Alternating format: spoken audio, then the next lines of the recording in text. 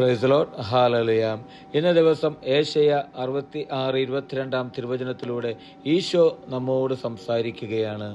ഞാൻ സൃഷ്ടിക്കുന്ന പുതിയ ആകാശവും പുതിയ ഭൂമിയും എൻ്റെ മുമ്പിൽ നിലനിൽക്കുന്നത് പോലെ നിങ്ങളുടെ സന്തതികളും നാമവും നിലനിൽക്കും. കർത്താവ് അരുളി ചെയ്യുന്നു.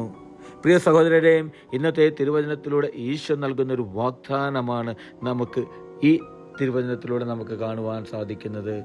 വചനം നമ്മോട് പറയുന്നത് എങ്ങനെയാണ്? ഞാൻ സൃഷ്ടിക്കുന്ന പുതിയ ആകാശവും പുതിയ ഭൂമിയും. അതേ പ്രിയപ്പെട്ടവരെ, തൻ്റെ ജനത്തോട് ദൈവം പറയുകയാണ്, പുതിയൊരാകാശവും പുതിയ ഭൂമിയും. പ്രിയപ്പെട്ടവരെ, എൻ്റെയും നിങ്ങളുടെയും ജീവിതത്തിൽ തമ്പുരാൻ നമ്മളെ പുതിയ മനുഷ്യരാക്കി മാറ്റുന്നൊരു അവസ്ഥയാണ് ഇപ്പോൾ.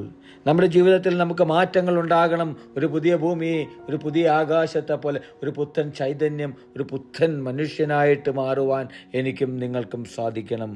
പഴയതെല്ലാം കടന്നുപോയി, പഴയത് ഓർക്കുന്ന തമ്പുരാനല്ല നമ്മുടെ ദൈവം.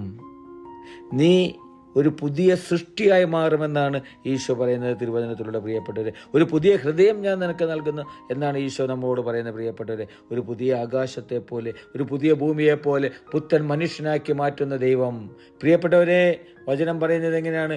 എൻ്റെ മുമ്പിൽ നിലനിൽക്കുന്നത് പോലെ നിങ്ങളുടെ സന്തതികളും നാമവും നിലനിൽക്കുമെന്ന്. പ്രിയപ്പെട്ടവരെ, എൻ്റെയും നിങ്ങളുടെയും സന്തതികളും നിങ്ങളുടെ തലമുറകളും ഈശോയോടുകൂടെ വിശ്വാസത്തിൽ ചേർന്ന് നിൽക്കുമ്പോൾ, ദൈവത്തോട് ചേർന്ന് നിൽക്കുമ്പോൾ നിലനിൽപ്പിനെ കുറിച്ച് ഈശോ നമുക്ക് കാണിച്ചു തരികയാണ്. പ്രിയപ്പെട്ടവരെ, വചനത്തിലൂടെ നമുക്ക് വെളിപ്പെടുത്തി തരികയാണ്. കർത്താവ് നൽകിയ വലിയൊരു വാഗ്ദാനമാണ് പ്രിയപ്പെട്ടവരെ. നമ്മുടെ സന്തതികളെക്കുറിച്ച്, നമ്മുടെ തലമുറകളെക്കുറിച്ച്, നമ്മുടെ നാമം എന്നും നിലനിൽക്കുമെന്ന് തിരുവചനത്തിലൂടെ നമുക്ക് വെളിപ്പെടുത്തി തരികയാണ്. വിശ്വാസത്തോടെ ഈ തിരുവചനം ഏറ്റെടുത്ത് നമ്മുടെ കുടുംബത്തിൽ, നമ്മുടെ മക്കളിലേക്ക്, നമ്മുടെ തലമുറകളിലേക്ക് പകർന്നു കൊടുക്കുവാൻ എനിക്കും നിങ്ങൾക്കും സാധിക്കട്ടെ.